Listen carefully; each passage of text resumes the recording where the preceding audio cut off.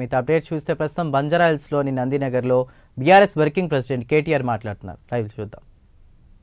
ఉదయం పూట వాకింగ్కి పోతుంటే కేబీఆర్ పార్క్ దగ్గర మఫ్టీలో వచ్చిన పోలీసులు అరెస్ట్ చేయడం జరిగింది. 12 నవంబర్ నాడు ఆ రోజు ఈ రైతులందరినీ పోలీస్ కస్టడీలోనే చిత్రహింసలకు గురి చేయడం జరిగింది. 3rd డిగ్రీ టార్చర్ కూడా చేయడం జరిగింది. ఇది నేను చెప్పడం కాదు, వాళ్ళు స్వయంగా ఆ రోజు మేము సంగారెడ్డి జైల్లో కలిస్తే వాళ్ళు స్వయంగా చెప్పిన మాట, మమ్మల్ని చిత్రహింసలు పెట్టినారు అని. మరి మెజిస్ట్రేట్ ముందు ఎందుకు చెప్పలేదంటే, మెజిస్ట్రేట్ ముందు చెప్తే మళ్ళా కొడతామన్నారు, మెజిస్ట్రేట్ ముందు చెప్తే మా ఇంటికి పోయి మా ఇంటోళ్ళని కూడా కొడతామన్నారన్న, అందుకే భయమయ్యి మెజిస్ట్రేట్కు చెప్పలేదు అన్నమాట మాట్లాడినారు. నెల రోజులుగా మొత్తం 16 మొదట అరెస్ట్ అయిన వాళ్ళు, ఆ తర్వాత మిగతా వాళ్ళందరూ కలిపితే ఇప్పుడు 40 మంది నెల రోజులుగా జైళ్లలో మగ్గుతూ ఉన్నారు. ఏంటిది వాళ్ళు చేసిన తప్పు?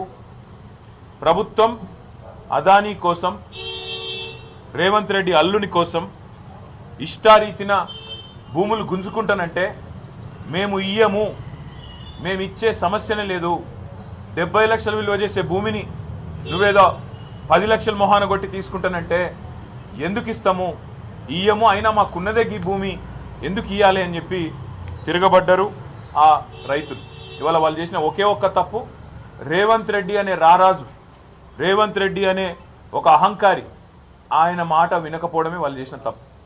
ఇంకా ఘోరం ఏంటంటే, నిన్న మధ్యాహ్నం 12 తర్వాత ఒక గిరిజన బిడ్డ హీరియా నాయక్, ఆయనకు గుండెలో నొప్పి వచ్చింది సంగారెడ్డి జైల్లో. గుండెలో నొప్పి వస్తే ఆయన వెంటనే జైలు అధికారులకు చెప్పినాడు, సార్ నాకు గుండెలో నొప్పి వస్తున్నది.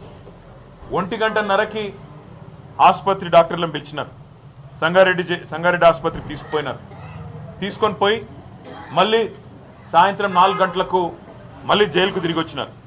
కానీ ఎక్కడ కూడా ఈ వార్త బయటికి రానియకుండా, ప్రభుత్వానికి తెలుసు కానీ ప్రభుత్వం కూడా బయటికి రానియకుండా, కనీసం ఒక వ్యక్తికి గుండె నొప్పి వస్తే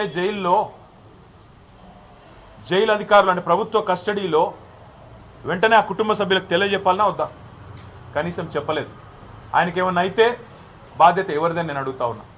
కుటుంబ సభ్యులకు చెప్పకుండా, అమానవీయంగా ఆసుపత్రికి తరలించకుండా, కేవలం పరీక్షల నిమిత్తం మాత్రమే పంపించి తిరిగి రప్పించి మళ్ళీ జైల్లో పెట్టినారు.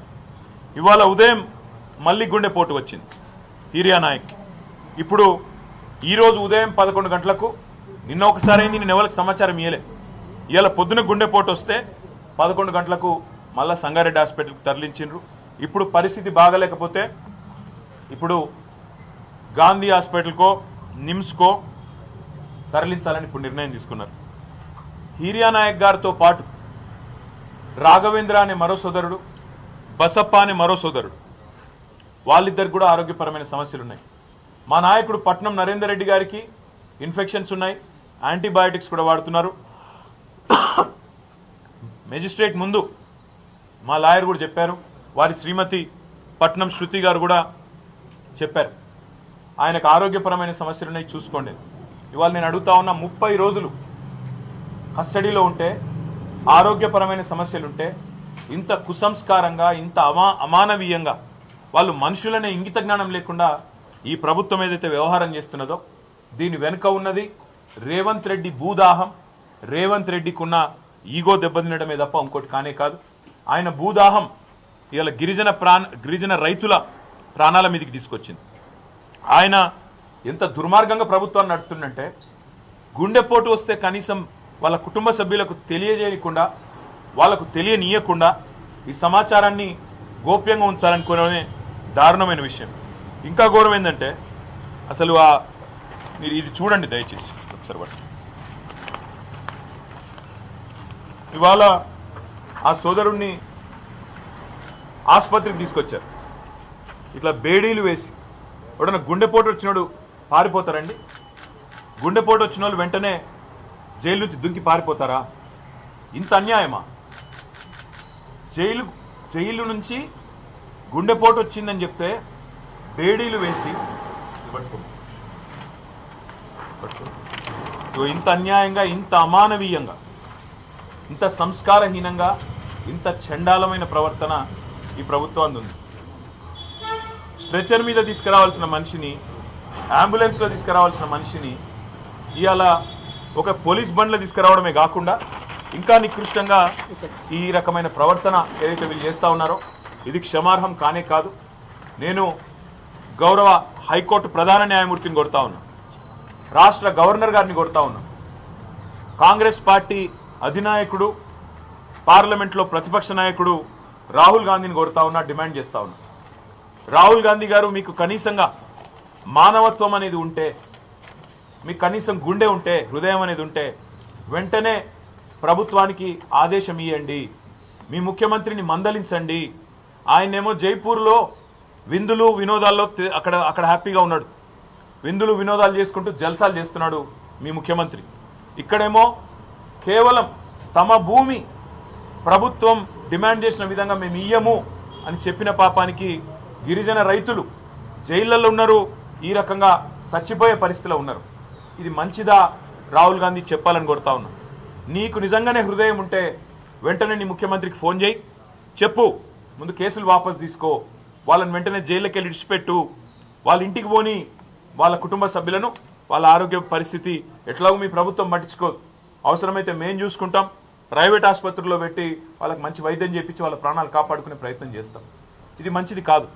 ఇంత అహంకారం, ఇంత తెంపరితనం, మేమేందో రాజులము రారాజులము, మా మాట నేను నడవాలే, ఇది మా కొడంగల్ సామ్రాజ్యంలో తిరుపతి రెడ్డి రేవంత్ రెడ్డి సామ్రాజ్యంలో ఇంకోవాళ్ళు రావద్దు అన్నట్టుగా ఈ రకంగా వ్యవహరించడం మంచిది కాదు. లగచర్లలో మీరు నిజంగానే తప్పు చేయకపోతే ఫార్మా విలేజ్ అని చెప్పి ఎందుకు వాపసు పోయింది? మళ్ళీ అలా ఇండస్ట్రియల్ కారిడార్ అని ఎందుకు వస్తున్నారు కొత్తగా? అదేవిధంగా నేను ఇంకొకటి మా మీడియా మిత్రులను కూడా అడుగుతా ఉన్నా. రాజ్యాంగంలోని ఆర్టికల్ 14, 19, 21 ఈ 3 ఆర్టికల్స్ ప్రకారం, రాజ్యాంగం ప్రకారం, భారత రాజ్యాంగం ప్రకారం ఒక అస్వస్థతగా ఇబ్బందుల్లో ఉన్న వ్యక్తికి బేడీలు వేయడం అంటే వారి హక్కులను హరించడమే. బిఎన్ఎస్ఎస్ అనే కొత్త చట్టం వచ్చింది. ఆ కొత్త చట్టం ప్రకారం కేవలం తీవ్రవాదులకు మాత్రమే, క్రూరమైన నేరస్తులకు మాత్రమే బేడీలు వేయాలన్న నిబంధనలు ఉన్నాయి తప్ప ఇవాళ రైతు బిడ్డలకు, రైతులకు, గిరిజన రైతులకు బేడీలు వేసిన ఒక అహంకార దుర్మార్గ ముఖ్యమంత్రి రేవంత్ రెడ్డి వైఖరిని ఇవాళ మనందరం కూడా ముక్త కంఠంతో ఖండించాల్సిన అవసరం ఉంది.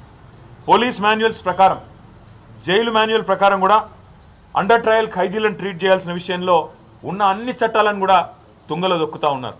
దీన్ని కూడా రాష్ట్ర ప్రధాన న్యాయమూర్తి గారు దయచేసి పరిగణలోకి తీసుకోవాలని వారికి నా విజ్ఞప్తి. అదేవిధంగా ఇవాళ వాళ్ళు చేసిన నేరం వల్ల ఒక్కటే, గిరిజనులు కావడమే వాళ్ళు చేసిన నేరం, చిన్న రైతులు కావడమే వాళ్ళు చేసిన నేరం. ఆయనకు ఏ పదవి లేని తిరుపతి రెడ్డి గారేమో కొడంగల్లో 200 మంది ప్రైవేట్ సైన్యంలాగా పోలీసులను పెట్టుకుని ఊరేగుతూ ఉన్నాడు. రేవంత్ రెడ్డి మాట వినందుకు గిరిజనులను ఇవాళ వేధిస్తూ ఉన్నారు. అండర్ ట్రయల్ ఖైదీలుగా ఇవాళ అసలు ఇన్ని రోజులు దారుణం, అసలు ఉండడమే దారుణం. వికారాబాద్ కొడంగల్ కోర్టు నుంచి హైదరాబాద్లోని నాంపల్లి కోర్టుకి పేపర్లు ట్రాన్స్ఫర్ చేయకుండా 20 రోజుల పాటు జాప్యం జరగడం వల్ల, ప్రొసీజరల్ డిలే వల్ల ఇవాళ మా నాయకుడు నరేందర్ రెడ్డితో పాటు ఇంతమంది 20 రోజుల పాటు ఉత్త పుణ్యాన్ని జైళ్లలో మగ్గుతూ ఉన్నారు. అందుకే ముఖ్యమంత్రి ఆదేశాలు, ముఖ్యమంత్రి యొక్క ఉద్దేశపూర్వకమైన